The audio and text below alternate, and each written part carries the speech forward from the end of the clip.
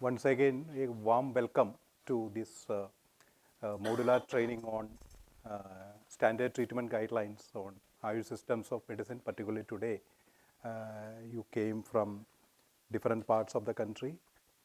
Most of you may be the senior medical officers or the teaching. How many teaching faculty? Yes. So 3, 4, 5 teaching faculty. Then others are, I hope, your medical officers, senior medical officers like that from the states. So how many of you have attended the last training program, musculoskeletal? 2 persons attended. Okay. From which state you?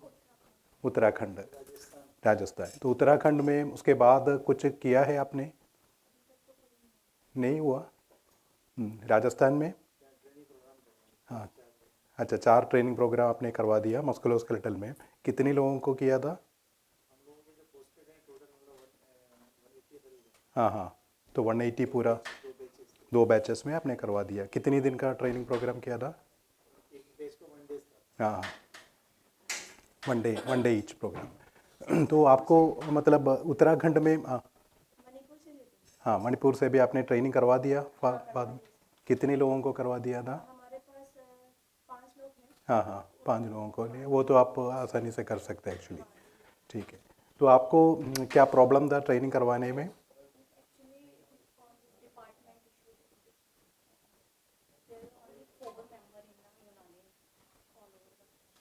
हाँ हाँ. लेकिन कितने practitioners है public hospital में? 4 only. तो उनको बुलाकर आप करना चाहिए था ना. एक्चुअली 1 दिन का ट्रेनिंग प्रोग्राम हमने ये इंस्ट्रक्शंस भी दिया था, आपका स्टेट गवर्नमेंट को भी बताया था. तो आप ऐसा करो, अभी जाकर दोनों में एक साथ क्लब कर कर ये करना है. ठीक है. आपको कोई डिफ़िकल्टी है तो हमको बता दीजिए.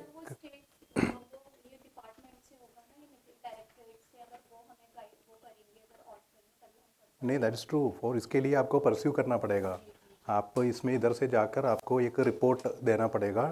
ट्रेनिंग हमने अटेंड किया, ट्रेनिंग में ये सेशन था एंड हमको फर्दर इंस्ट्रक्शन मिला है, इसको आगे कंटिन्यू करना है तो कैस्केडिंग मैनर में. तो उसका ट्रेनिंग का क्या क्या करना है वो सभी हम बता देंगे एक्चुअली. ठीक है. ओके. सो हमारा ये मेन क्या है, पर्पस क्या है एक्चुअली? ये training S T G preparations का पर्पस क्या है? तो आप जानते हैं हमारा जो ट्रेडिशनल होलिस्टिक मेडिसिन का है, पर्टिकुलरली यूनानी या सिद्धा या आयुर्वेदा, वट वट में भी, ये सभी हमारे पास एक्चुअली टीचिंग एकेडमिक करिकुलम में काफ़ी क्लासिकल टेक्स्ट बुक्स के अनुसार काफ़ी डॉक्यूमेंटेशन हुआ है. उसके बाद 5.5 साल का जो एजुकेशन के बाद बच्चे निकलते हैं एंड कई लोग इसमें पब्लिक हॉस्पिटल में अपॉइंटमेंट होता है. कई लोग, काफ़ी लोग से 10 गुना लोग प्राइवेट में भी प्रैक्टिस करते हैं. लेकिन हमारा कंट्री में इसका रियल इम्पोर्टेंस, हमारा जो यूनानी सिस्टम का है, वो हम पब्लिक में इतनी अवेयरनेस कर पा रहे या नहीं एक्चुअली. तो उसके बारे में एक्चुअली अगर करना है तो क्या ज़रूरी है? करना है तो there is a methodological manner in which this approach treatment and illness and उसका जो मैनेजमेंट का अप्रोच अप्रोप्रिएटली डॉक्यूमेंट होना चाहिए. ये डॉक्यूमेंटेशन किधर से मिलते हैं? एक तो क्लासिकल टेक्स्ट बुक्स में आपने जो बताया, जो पढ़ाया, जो आपका सिलेबस में है वो आपने देखा होगा. उसके अलावा उसको डे टू डे प्रैक्टिस में जो इम्प्लीमेंटेशन स्टेज में लाएंगे तो क्या क्या डिफ़िकल्टीज आता है क्लिनिकल डॉक्यूमेंटेशन में, अंडरस्टैंडिंग ऑफ द इलनेस में, डायग्नोसिस में, इवन रेफरल क्राइटेरिया में. अगर हम रेफरल करते हैं या नहीं, हमारा स्ट्रेंथ को हम अंडरस्टैंड करते हैं अप्रोप्रिएटली. अगर हमारा स्ट्रेंथ के बियॉन्ड है तो हम कौन सा कंडीशन में हम रेफ़र करते हैं, और certain conditions immediate acute management चाहते हैं, वो हमारा साधन में नहीं है. तो ऐसा है तो क्या करेंगे? तो ये सभी क्लियरली डॉक्यूमेंट कर कर एक document banana, that is a very important task actually. आजकल का ज़माने में बहुत कंज्यूमर्स भी या बेनिफिशरीज भी इतने अवेयर हो गया, so naturally they will blame the medical system if you are not properly understood their disease condition, not properly referred, if you are unable to treat it actually. So based on that, it is high time that the government of India has to bring standard treatment guidelines in alignment with your classical textbooks, in alignment with current contemporary publication, research publications. आपको शायद पता होगा large for the last 2 decades actually काफ़ी आपका academic institutions के माध्यम से और इवन प्राइवेट जो प्रैक्टिशनर्स है पोस्ट ग्रेजुएट यूनानी में जो किया है उनके माध्यम से काफ़ी क्लिनिकल डॉक्यूमेंटेशन हुआ है. Various level of evidence, observational studies, control trials, even some of the systematic reviews भी शायद यूनानी सिस्टम में अभी हुआ है एक्चुअली. तो ये सभी किधर डॉक्यूमेंट हुआ है? ये डॉक्यूमेंट हुआ है ओनली एक तो हमारा आयुष पोर्टल में काफ़ी पब्लिकेशंस ऑलरेडी कैप्चर किया है. इन एडिशन टू दैट आपका रिसर्च काउंसिल में जो डॉक्टर साहब आपको एक्सप्लेन करेंगे CCRUM का जो डिफरेंट पब्लिकेशंस है उसमें भी काफ़ी पब्लिकेशंस हुआ है. सो उसमें अभी राइटली हमारा ऐसे कैंपेन मोड, तो कल भी ये परसों भी ये डिस्कस हुआ था whether we can make any specific IEC campaign to the community on specific strength of Unani system in preventing such diseases. Particularly ये metabolic disorders very important है. क्यों? metabolic disorders में इतनी मतलब early stage में ही हमारा आजकल काफ़ी मतलब हमारा community affected होता है. उसका statistics वगैरह आगे वाला sessions में clearly बता देंगे. Particularly dyslipidemia, obesity और even डायबिटीज़ मेलिटस वगैरह जो है इतनी हमारा कंट्री में इतनी फैला हुआ है, उसको अर्ली प्रिवेंशन के लिए हमारा यूनानी सिस्टम में अप्रोप्रिएट डाइटरी प्रैक्टिसेस के थ्रू कैसे मैनेज करेंगे, तो ये सभी हमारा STG में होना चाहिए. तो उसी के बेसिस पर ये STG प्रिपेयर किया है. देन मैंने बताया कॉस्ट इफ़ेक्टिव. आप लोग अलग अलग और आपका जो दूसरा मेडिकल ऑफिसर्स भी अलग अलग हेल्थ केयर इंस्टीट्यूशंस में पोस्टेड है. फॉर एग्जांपल कुछ लोग आयुष्मान आरोग्य मंदिर में आयुष में पोस्टेड होगा, कुछ लोग आयुष अदर डिस्पेंसरीज में पोस्टेड होगा, कुछ लोग कुछ हॉस्पिटल में. कितने हॉस्पिटल्स है यूनानी में पूरा कंट्री में आपको कुछ आइडिया है? एक्चुअली अभी का स्टेटस के अनुसार more than 400 hospitals are there in the Unani systems of medicine actually. तो उसी के अनुसार एक्चुअली इतनी हॉस्पिटल्स में कैसे हम इफ़ेक्टिवली मैनेज करेंगे, आपका डिफरेंट थेरापीज़ के अनुसार इलाज बिल तदबीर और डिफरेंट थेरापीज़ के अनुसार कैसे मैनेज करेंगे, सिस्टमैटिकली कैसे करेंगे, एंड एक रेफरल सिस्टम कैसे बनाएंगे. फॉर एग्जांपल आयुष्मान आरोग्य मंदिर से आगे कैसे रेफ़र करेंगे केसेस को नियर बाई हॉस्पिटल को मालूम होकर. तो ये सभी हमारा डिफरेंट लेवल्स के लिए what kind of treatment, level 1, level 2 and level 3. Level 1 means Ayushman Arogya Mandir other dispensaries. Level 2 means those hospitals with a limited IP facility, for example 10 bedded 20 bedded hospitals वगैरह level 2 में आएगा. Whereas level 3 hospitals will be more than 30 hospitals, 50 bed integrated Ayush hospital where different speciality आपका teaching hospital ये सभी level 3 में आते हैं. तो उसी के अनुसार एक्चुअली मिनिस्ट्री ने आपको शायद पता होगा इंडियन पब्लिक हेल्थ स्टैंडर्ड्स भी बनाया है, IPHS बोलते हैं. तो इंडियन पब्लिक हेल्थ स्टैंडर्ड्स में Unani systems are also included actually. तो इसमें each level of institutions Ayushman Arogya Mandir में भी आयुष हॉस्पिटल में भी क्या क्या इंफ्रास्ट्रक्चर होना चाहिए, क्या इक्विपमेंट्स होना चाहिए, क्या फर्नीचर होना चाहिए एंड क्या मेडिसिन होना चाहिए, एसेंशियल ड्रग लिस्ट वो डिफाइंड है. Even quality. सो इसी एस्पेक्ट पर, क्वालिटी के एस्पेक्ट पर हमको ज़्यादा ध्यान देना चाहिए बीइंग द डॉक्टर्स एक्चुअली. तो क्वालिटी कैसे आएगा? Quality is not incidental, isn't it? Quality हमको by experience, by learning we have to adopt it actually. तो by experience and by learning adopt करने के लिए हमारे पास रिसोर्सेज चाहिए. What are the resources? Again आप बता देंगे आपका जो एजुकेशन करिकुलम वगैरह जो दिया है resources. In addition to that modern scientific evidence, in addition to that such a standard treatment guideline. तो उसी के बेसिस पर हमने ये सीरीज ऑफ पब्लिकेशंस हमने इवॉल्व किया. So first one was the musculoskeletal disorders, second one metabolic disorders, now we are working on dermatological disorders. तो उसी में भी ये आएगा. उसके बाद 1 by 1 पीडियाट्रिक डिसऑर्डर्स एंड ऐसा कंटिन्यूएशन, क्योंकि within short span we cannot make it everything. Already CCRUN ने अलग एक तरीके से STG बनाया है, उसको थोड़ा कन्वर्जेंस का प्लेटफॉर्म में लाने के लिए हमने कोशिश किया by the involvement of the modern biomedicine experts को साथ में रखकर इसको हमने बनाया एक्चुअली। देन इसके अलावा ये मैंने ये बताया एविडेंस बेस्ड है एंड ये किधर हम इम्प्लीमेंट करेंगे। एक तो नॉट ओनली आपका यूनानी हॉस्पिटल स्टैंड अलोन यूनानी हॉस्पिटल में नहीं है, इवन कोलोकेटेड फैसिलिटी में भी आपका यूनानी डॉक्टर्स कई जगह है, उत्तराखंड में है, I know, similarly Uttar Pradesh में है और दूसरे जगह में भी आपका यूनानी डॉक्टर्स आंध्र प्रदेश में भी है, तेलंगाना में भी है। सो ये सभी स्टेट्स में अगर कोलोकेटेड फैसिलिटी में भी ये STG अगर इम्प्लीमेंट करेंगे तो उसका बेनिफिट क्या होगा।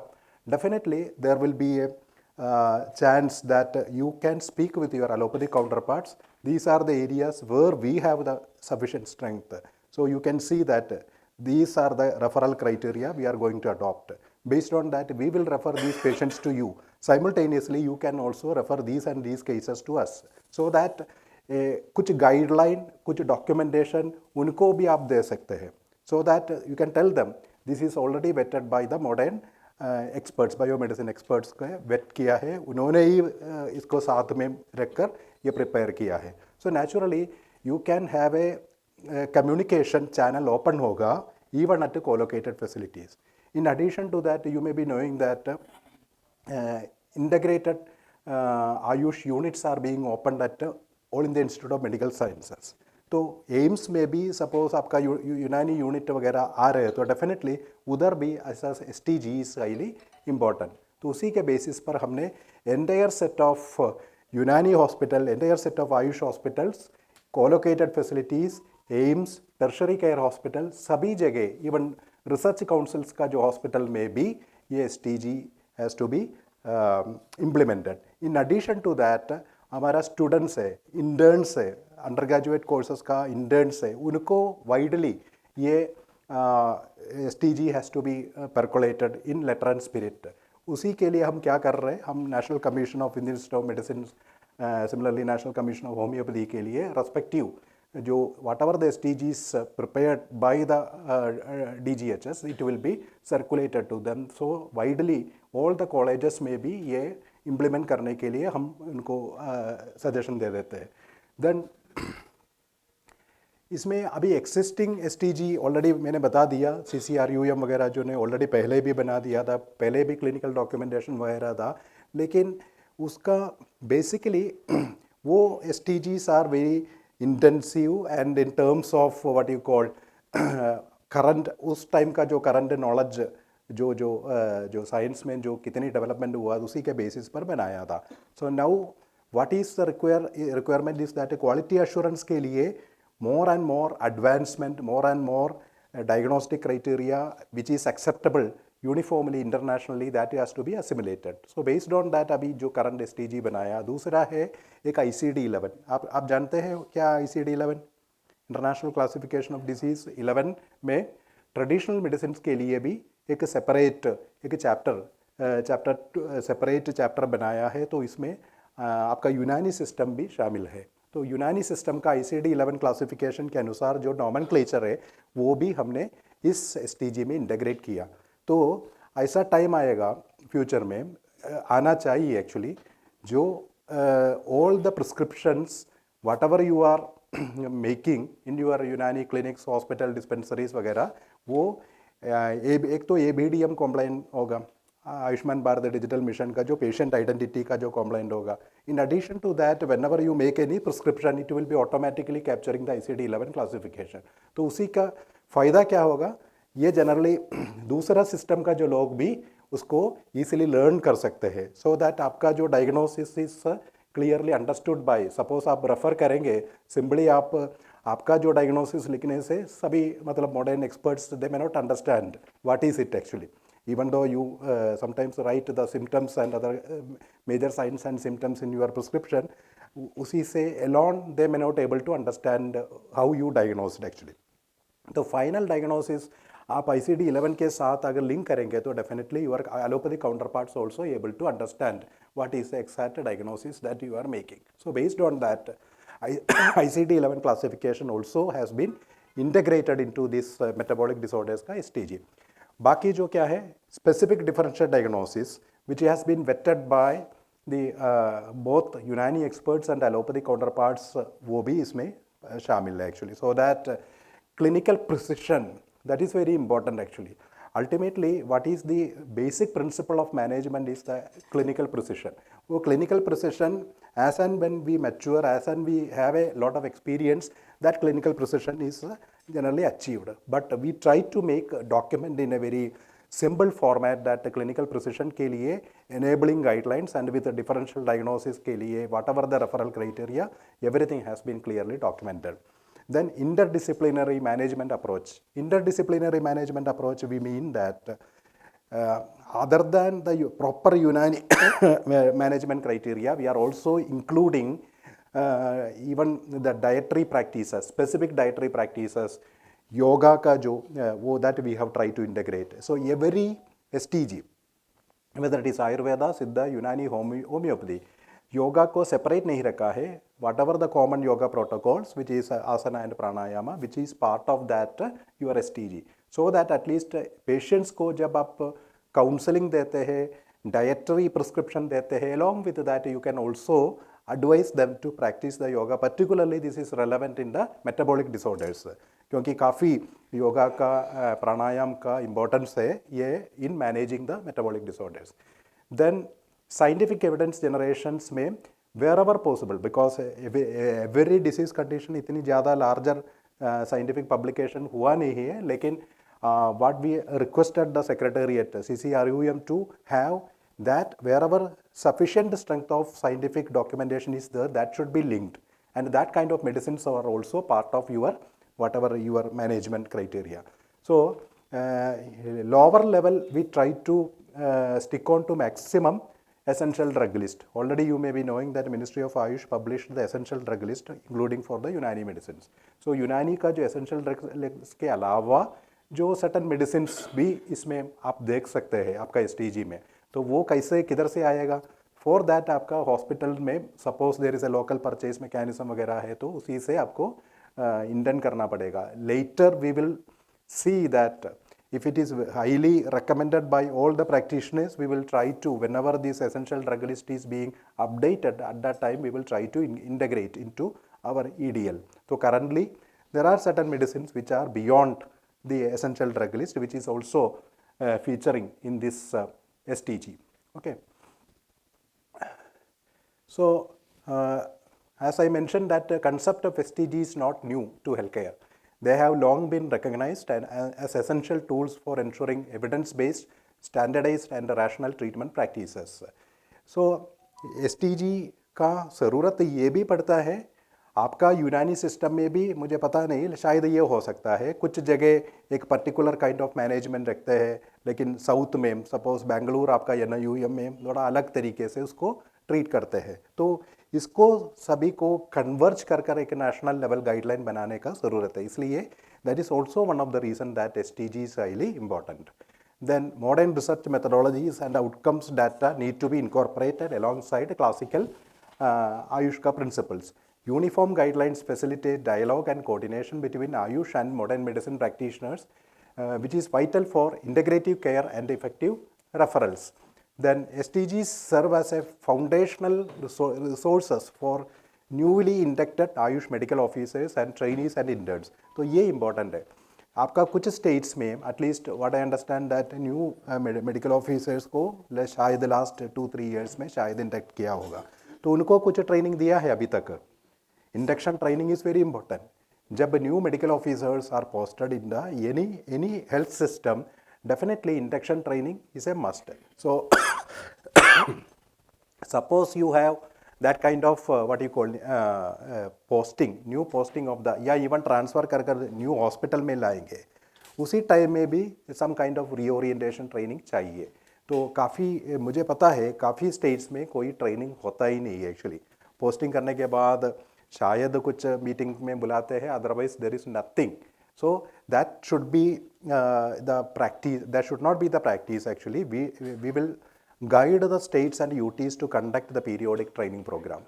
तो ऐसा नहीं है ये अभी STG 1 ट्रेनिंग कर दिया और उसके बाद एक और ट्रेनिंग कर दिया ये खत्म हो जाएगा, ऐसा नहीं है. Under the National Ayush Mission, we will try to pursue with the states to conduct these training programs regularly in the field, so that training के लिए अलग रिसोर्स के लिए एक कॉम्पोनेंट भी हम नेशनल आयुष मिशन में डालने के लिए कोशिश कर रहे हैं। सो अभी भी है फ्लेक्सिबल एक्टिविटीज़ में हम सपोर्ट करते हैं स्टेट्स को, लेकिन कई स्टेट्स इसमें ज़्यादा ध्यान नहीं दे रहे एक्चुअली, वो हमको पता है। सो कई स्टेट्स इसमें ज़्यादा ध्यान नहीं दे रहे, इसलिए हमको what we can do, we can pursue with the state governments to propose their proposals for this training program in the state annual action plan. Accordingly, this has to be continued. इसमें methodology कैसे हमने adopt की है STG में? STG में हमारे पास एक directorate general of health services is the chairperson of this national steering committee. ये स्टीयरिंग कमेटी हमने बनाया। स्टीयरिंग कमेटी में कौन कौन है? स्टीयरिंग कमेटी में नेशनल लेवल आपका यूनानी डिफरेंट सेक्टर में जो एक्सपर्टाइज है, including public and private sector में जो काम कर रहे हैं, जो एक्सपीरियंस है particularly in the metabolic disorders, उनको हमने इंडक्ट किया। In addition to that CCRUM को बताया है they will act as a secretariat, all सभी कोऑर्डिनेट करेंगे, मीटिंग कंडक्ट करेंगे और सभी का इनपुट्स कंबाइल करेंगे, उसको एनालाइज करेंगे, फर्दर स्टीयरिंग कमेटी में वो रखेंगे। तो स्टीयरिंग कमेटी वो देखकर अपनी ओपिनियन दे देंगे, अलग अलग डिस्कशन होता है। फॉर एग्जांपल ये red flag sign is relevant और नॉट, क्योंकि कॉन्सेंसस से इवॉल्व करते हैं। कई बार ऐसा नहीं है, there is no written documentation. कैसे रेफरल क्राइटेरिया इवॉल्व करते हैं? बाय द एक्सपीरियंस फिजिशियंस का जो कम्युनिकेशंस एंड डिस्कशन से ये रेफरल क्राइटेरिया वगैरह इवॉल्व होता है। और एक बार इवॉल्व करने के बाद भी ये फील्ड में टेस्ट होता है। जब हम STG आप लोग इम्प्लीमेंट करेंगे तो आपका फीडबैक हम ले लेंगे, तो इम्प्लीमेंट करने के बाद आप बता देंगे ये अप्रोप्रिएट नहीं है, this we can manage by ourself, then we will review it again and based on the field level experience we can even amend the STG in the future. तो STGs are not static, always it is dynamic. तो वो dynamic nature उनको maintain करना है, तो आपका feedback is very important. तो आप STG अभी इधर ट्रेनिंग लेकर आपको इम्प्लीमेंट करना पड़ेगा, आपको ट्रेनिंग देना पड़ेगा लोगों को, तो बाकी लोग भी ये इम्प्लीमेंट करेंगे तो थोड़ा बहुत अपनी ऑब्जर्वेशंस में इसमें आ जाएगा definitely. For example resource constraint हो सकता है, कुछ दवाई ऑल टुगेदर अवेलेबल ही नहीं होता है कई जगह, तो अवेलेबल नहीं है तो देयर आर टू ऑप्शंस। एक तो दवाई अवेलेबल करने के लिए आप परस्यू करेंगे आपका डायरेक्टरेट से, कमिश्नर से परचेज करने के लिए, and there are certain constraint in that state, वो बिल्कुल अवेलेबल ही नहीं है, तो then you can recommend it. ये मेडिसिन ऑलरेडी इसमें लिखा है बट एक्चुअली कंट्री में ही अवेलेबल नहीं है, तो कैसे हम प्रैक्टिस करेंगे? तो उसी के लिए आपका सजेशंस हमको चाहिए, so that will B appropriately examined and when future updation में this will be integrated। and ये भी हो सकता है कुछ अच्छा दवाई वो तो कमेटी ने देखा ही नहीं है, आपका रीजनल प्रैक्टिस में आपने कुछ मेडिसिन स्पेसिफिकली यूज़ हो रहे but it is not been included in the STG, तो उसके लिए भी आप सजेशन दे सकते हैं। So all these are the part of the what you call further updation, but currently we have this steering group। in this steering group में modern experts है, यूनानी एक्सपर्ट्स है, and even other interdisciplinary experts भी है, and as led by CCRUM। Finally उनका जो documents has been thoroughly reviewed by the steering committee. एक बार review करने के बाद ये अगेन एक एडिटोरियल बोर्ड बनाया था हमने, सो दैट इसका जो all the language and all the whatever the presentations everything has been seen thoroughly by sentence and ultimately इसको फाइनली मिनिस्ट्री ने ये पब्लिश किया। नेशनल आयुष मिशन कॉन्क्लेव जो पुणे में हुआ था कैवल्य धाम में, उसी में हमने हमारा ऑनरेबल मिनिस्टर ने लॉन्च हुआ था। तो उसके बाद हमने ये सोचा there should be given a training program to the field level officers, and so that at least ये ट्रेनिंग प्रोग्राम नेशनल लेवल पर हम कन्वीन कर रहे हैं, उसको आगे आपको करवाना है। देन इसका की फीचर्स क्या क्या है? एक तो ये मल्टी डिसिप्लिनरी है, हमने ये बता दिया, अलग अलग सिस्टम का जो है इन्वॉल्वमेंट है एक्चुअली। देन एविडेंस बेस्ड है, वेयर एवर इट इज़ हम बताते हैं क्लासिकली इतनी डॉक्यूमेंट किया है, बट एक्चुअली मोर स्ट्रेंथ मिलने के लिए हमने wherever possible evidence base हमने डाला है। देन सिस्टम्स इसमें अभी हमने आयुर्वेदा, सिद्धा, यूनानी एंड होम्योपैथी, योगा सभी में इंटीग्रेट किया है। तो इसमें अप्रूवल और डिसमिनेशन के लिए, पीयर रिव्यू एंड वेटिंग के लिए हमने एक प्रोसेस अडॉप्ट किया, मैंने बता दिया। इसके लिए एक स्पेसिफिक टेम्पलेट बनाया। इसका स्ट्रक्चर आप देखेंगे तो वो स्पेसिफिक टेम्पलेट में all the content has been mentioned. For example देखिए, this is the standard template. ये टेम्पलेट में name of the disease, case definition, introduction, clinical presentation, clinical examination, differential diagnosis, जैसे आप एक कोई भी मॉडर्न टेक्स्ट बुक जो आजकल जो मॉडर्न मेडिसिन में आते हैं तो उसी लेवल पर किया है, लेकिन आपका यूनानी सिस्टम को ध्यान में रखकर ये पूरा किया है। What are the supportive investigation? Supportive investigations at different level में भी डिफरेंट। आयुष्मान आरोग्य मंदिर में आपको इन्वेस्टिगेशन ज़्यादा मिलेगा ही नहीं actually, apart from the blood glucose देखते हैं, बीपी देखते हैं, और simply what you call malaria वगैरह जो है वो कई जगह वो भी नहीं होता है, ओनली एक दो चीज़ ही आप देखते हैं। तो लेकिन जब आगे जाते हैं, हॉस्पिटल में जाते हैं, आपका टीचिंग हॉस्पिटल में जाता है, इवन मिनी हॉस्पिटल में आपका अल्ट्रासाउंड वगैरह काफ़ी इन्वेस्टिगेशंस होता है, एडवांस इन्वेस्टिगेशन होता है। तो सो वो सभी कैसे, किस पर्पस पर, किस लेवल पर यूज़ करना चाहिए, ये हम STG में हमने क्लियरली लिखा है।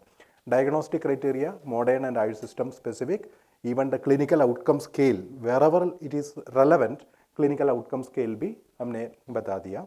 देन प्रिंसिपल ऑफ मैनेजमेंट, आपका यूनानी सिस्टम के अनुसार what is the exact principle of management, and उसमें उसी के अनुसार कैसे इसको आगे मतलब डिफरेंट एल्गोरिदम वगैरह दिया है हमने, मेडिसिन का है, मेडिसिन का डोसेज क्या है, देन रेड फ्लैग साइन क्या है, लाइन ऑफ ट्रीटमेंट क्या है, प्रिवेंटिव मैनेजमेंट। प्रिवेंटिव मैनेजमेंट में डाइटरी एस्पेक्ट को ज़्यादा ध्यान दिया है। तो आपका हमने शुरू में हमने बता दिया IEC कैंपेन इसी से निकाल कर आपका आएगा, इसी से निकाल कर आपको ये मैसिव IEC कैंपेन फील्ड में करवाना है एक्चुअली। तो कैसे करवाएंगे, इसके लिए एक मॉड्यूल बनाना पड़ेगा। Standard module will be prepared by our research councils and other things, then that will be circulated in English and Hindi to you. Regional language में आप ट्रांसलेट करवा कर आप वेयर एवर आपका कोई पब्लिक हेल्थ आउटरीच एक्टिविटी होता है, या आयुष ग्राम होता है, या कोई स्पेसिफिक ओबेसिटी के लिए कोई कैंपेन होता है, सभी में ये कैंपेन मोड में आपको ज़्यादातर आपको ये पॉपुलराइज करना है। In addition to social media में भी आपका कई स्टेट में आपका खुद का सोशल मीडिया प्लेटफॉर्म है, वेबसाइट है, तो उसी में सभी में आप डाल सकते हैं, सो दैट एटलीस्ट लोगों को पता चले यूनानी सिस्टम में इतनी प्रिवेंटिव स्ट्रैटेजीज ऑलरेडी है, तो इसको अर्ली अडॉप्ट करने से ये बहुत सारा बीमारियां हमसे बच सकते हैं। देन रेफरल क्राइटेरिया हमने ऑलरेडी बता दिया। सो इसमें ICD-11 मैंने बता दिया, रेड फ्लैग साइन, ये दोनों दो तीन चीज़ कई हाईली इंपॉर्टेंट है, इसलिए अगेन वो रिपीट किया है, क्योंकि रूटीन स्टैंडर्ड ट्रीटमेंट गाइडलाइन से क्या डिफरेंस है इसमें। एक तो ICD-11 क्लासिफिकेशन हमने क्लियरली इसमें 2 क्लासिफिकेशंस इंक्लूड किया है, red flag sign for each disease condition, facilities at interdisciplinary learning, treatment options at various levels of health care based on essential drug list. तो ये एस्पेक्ट पूरा इसमें स्पेसिफिकली कवर किया है, which is unlikely in sometimes other STGs which is prepared so far. Then इसका who are the target usage, इसका benefit किसको मिलना है, क्या बेनिफिट है। बेसिकली बेनिफिट यही है, प्राइमरी एक आयुष प्रैक्टिशनर्स, आपका पूरा जो यूनानी प्रैक्टिशनर्स को इसका बेनिफिट मिलना है।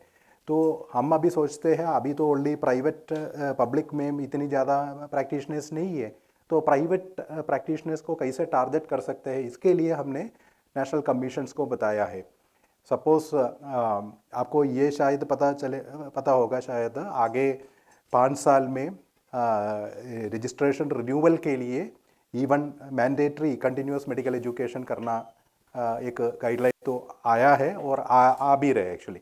तो उसी में ये सभी STG का जो ट्रेनिंग प्रोग्राम आप स्टेट लेवल पर आप कंडक्ट कर सकते हैं, even for the private practitioners. तो इसके लिए आपको थोड़ा लीडरशिप लेना पड़ेगा, अदरवाइज हमारा प्रैक्टिशनर्स है ना वो किस CME में जाएंगे।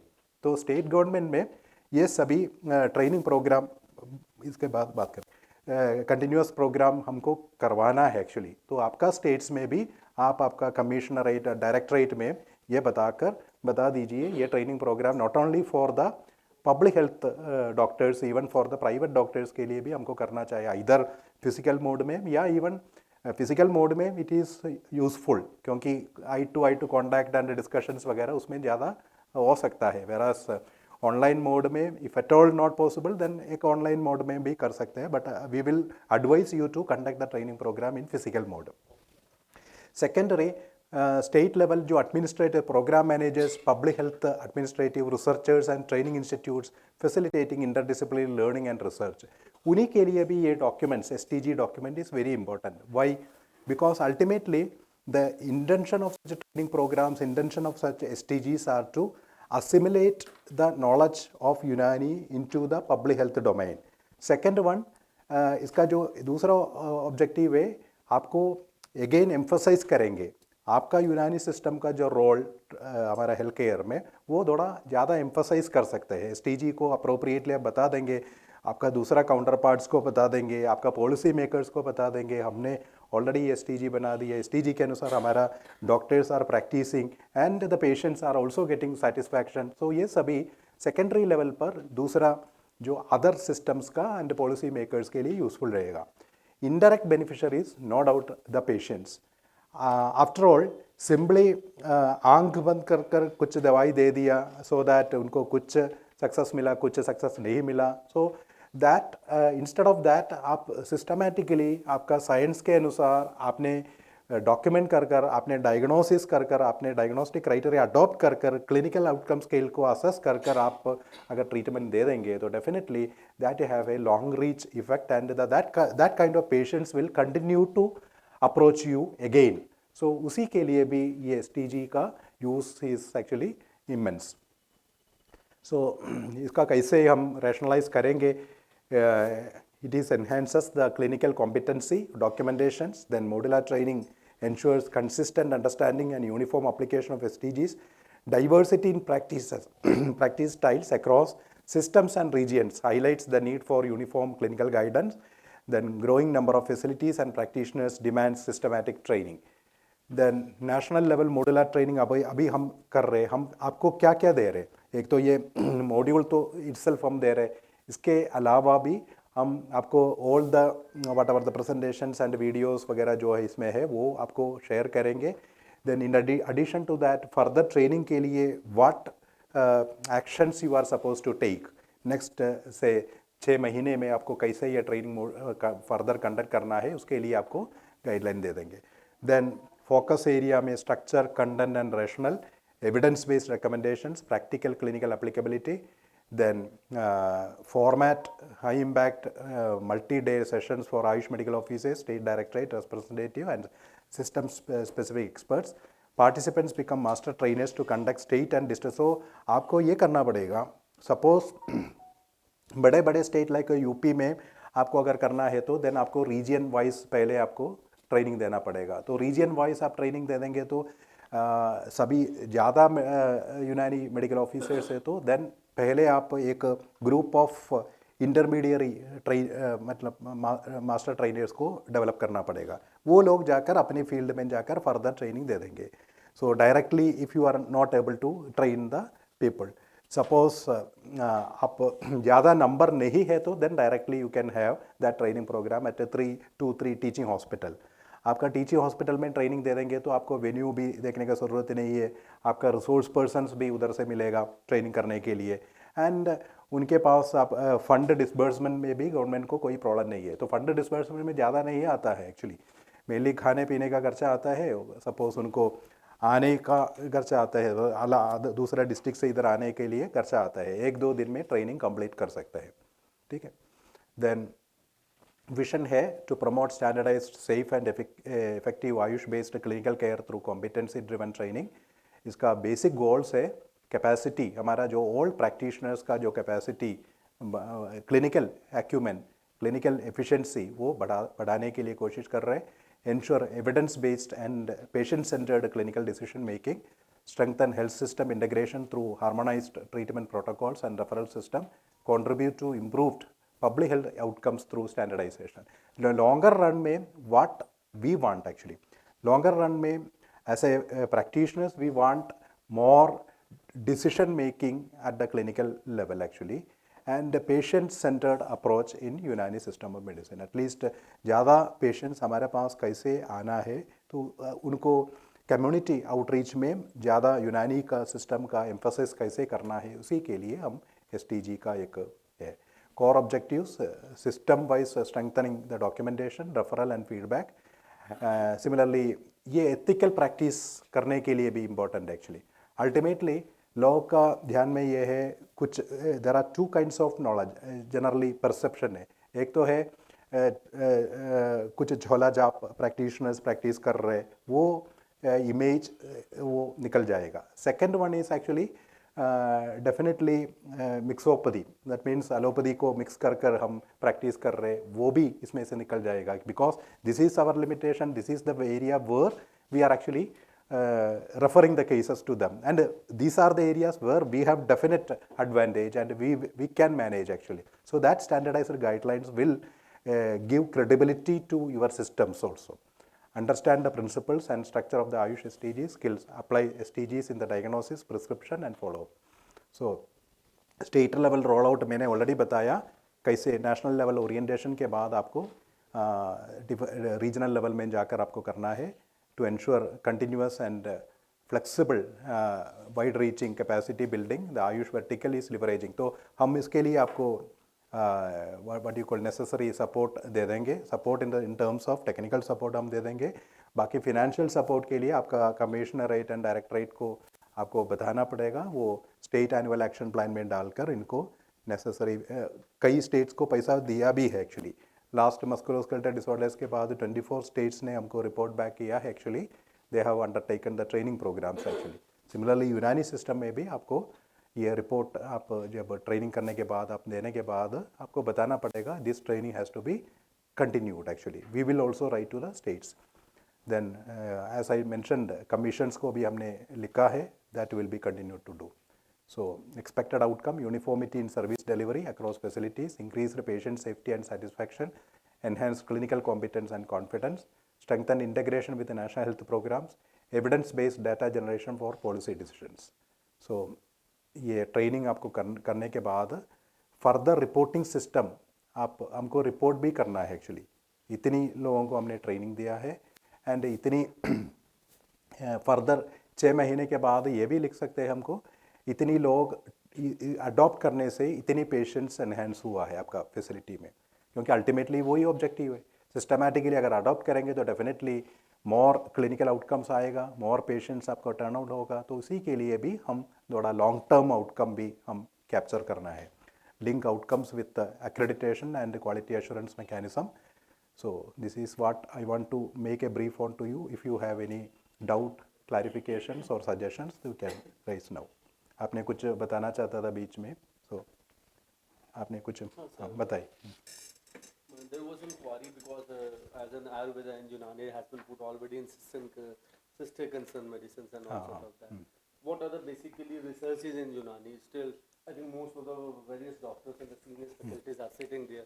We still don't even know what is going on basically. There is no link between anything, no documentary, no CMC. It's the first time I'm attending. In the past, in my job, I'm from 10 to 12 years back, I'm doing job.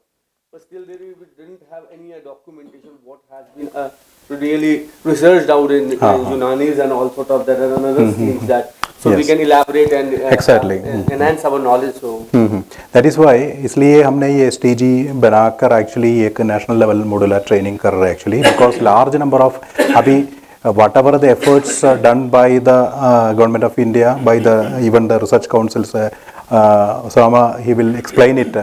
Many area they have now undertaken the research studies actually.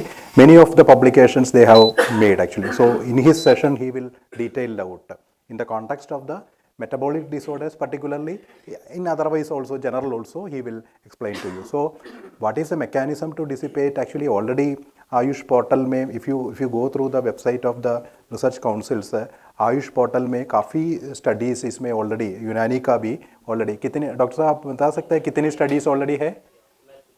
हाँ हाँ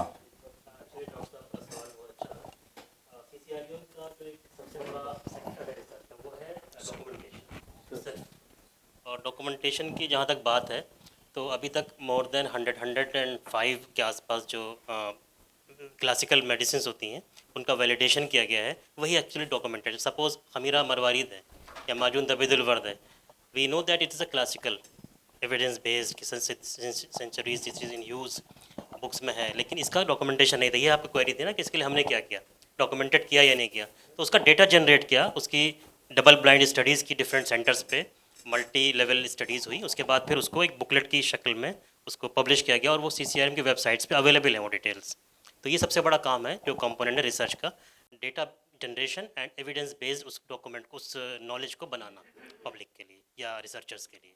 इसके अलावा और बहुत सारी publication का काम है, वो भी पब्लिकेशन में भी तकरीबन मोर देन 100 ग्रेटिस पब्लिकेशन है हमारी, जो फ्री ऑफ कॉस्ट होती हैं, जो कोई कॉलेज है, इंस्टीट्यूशन है, वो ले सकता है। कुछ ऐसी हैं जो पेड पब्लिकेशंस होती है, वो भी मोर देन 100 हैं, जो अरबिक पर्शियन की नॉलेज है उसको ट्रांसफॉर्म किया, ट्रांसलेट किया, कंपाइल किया बहुत सी चीज़ों की, कार्डियोलॉजी पे किया, इसी तरह से न्यूरो जो डिसेबिलिटीज़ होती हैं मुख्तलिफ। इसी तरह उसी कंटिन्यूएशन में STGs है, जो STGs हैं वो उसी का हिस्सा है, कंटिन्यूएशन में है। ये भी एक रिसर्च एस्पेक्ट है और इसको क्रिस्प फॉर्म में, पहले जैसे सर ने बताया कि STG 1 STG 2 ये 8 साल पहले पब्लिश हो चुकी थी, ये भी एक रिसर्च का कंपोनेंट है। इसमें जितने भी हैं सब एविडेंस बेस्ड हैं, डेटा उनका मतलब उनका यूजेज या उनका जो एविडेंस है, जो पब्लिकेशंस वगैरह उनके रेफरेंसेस उसके अंदर मौजूद हैं। उसी की एक बिग फॉर्म है ये सिस्टम वाइज है। ठीक जो है। पहली STG मैं आपको बता रहा हूँ उसमें तकरीबन 60 डिजीज़ेज़ हैं कंपाइल की गई, उसके बाद जो सेकंड वॉल्यूम उसका आया उसमें 90 डिजीज़ेज़ कवर की गई हैं। और अब ये स्पेसिफिक उसका बिग फॉर्म है, उसका कह लीजिए कि अपर वर्जन है, जिसके अंदर जो ये this a guiding document actually. यही ऐसा नहीं कि यही एक इलाज है यूनानी में, अगर इसमें डायबिटीज़ मेलाइटिस है या ओबेसिटी है तो this is not a only treatment.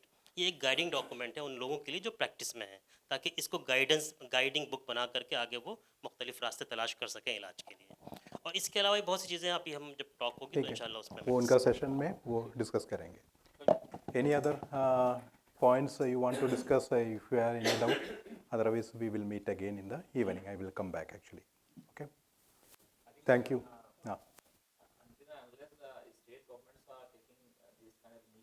हाँ हाँ, that is true, that is true. Actually, whatever from the government of India, we are actually pursuing with the state government under centrally sponsored scheme. In addition to that, you also have to pursue with your state governments to conduct these not only training programs in all activities of the Unani system of medicine. Okay. Thank you all. I'm from Karnataka and I have put almost 27 years of service as a medical officer. Right now I am working as senior medical officer. I am associated with college also as a teaching faculty. Most of our PG students, we have a PG in 2 disciplines in our college, and I am a postgraduate from National Institute of Unani Medicine. There we used to have what you call so many modern studies like. So there was a scope for the integration of the modern treatment, like especially in tuberculosis. Tuberculosis, we had one adjunctive line of treatment, adjuvant therapy.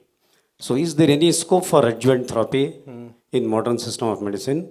And what are the restrictions like? Because one of the students, she had taken a topic on tuberculosis as an adjuvant therapy, and as you know, we will be allotted only 3 years to complete our PG studies. So first year, second year and third year, just even before submitting her thesis, before 6 months, till then she tried for adjuvant therapy. But the rules are so conjoined, so this thing that she could not get the permission from the state government to go for the adjuvant therapy. So finally, she had to change her topic, I believe. Even I tried at different levels. So they are not at all entertaining. Like these lectures, we will be very happy to listen these lectures for the integration, these things and all. But when it comes to the practical field, it is almost next to impossible, I can say. No, it is not like that actually, because as far as tuberculosis is a specifically notified disease condition actually.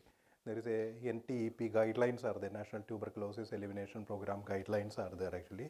So some wherever the supportive adjuvant therapies and other things, wherever it is already documented, and that things are actually undertaking by the Ministry of Ayush in convergence with the NTEP program actually. But as a matter of fact, the research is concerned, it is the domain of, there are 2 areas actually. In the notified areas actually, concerned program division and the institutional ethics committee. So if the both are satisfied with the proposal, then there is no problem as far as undertaking such research programs are concerned in a controlled conditions actually. So I don't know the background of this research work and how it has been proposed to them. So suppose if it No, sir, all- actually, all they'll clear this thing in the ethical committee. Ethical committee, it will be cleared. But when we go for registration of the cases in the field, then we need to seek permission from these things, because interventional studies, they are very, very, this thing. that is true. Very That is strict. true. So that is what I am saying. It depends upon the how you approach to the concerned program divisions. So generally, there is no such Outward, they are rejecting, sir. In Karnataka, outwardly, they are rejecting.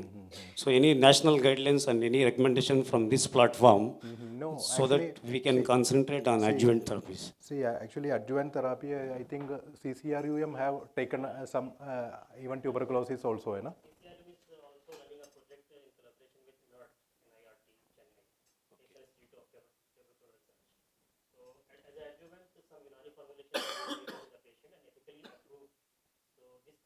So what you can do ideally. So what I am saying that These guidelines should be integrated, sir, at the national level. Regionally, you are trying, it's well and good, but at the national level, it is it not will be regionally. very, very helpful. They are doing No, it at Chennai, national level. he's quoting Chennai's this thing. He's Even though giving it is an example of this institution thing. is at Chennai, it is a national level institute actually. Anyhow, there are sort of convergence matters are there actually, and one by one all these issues will be taken up actually. Okay.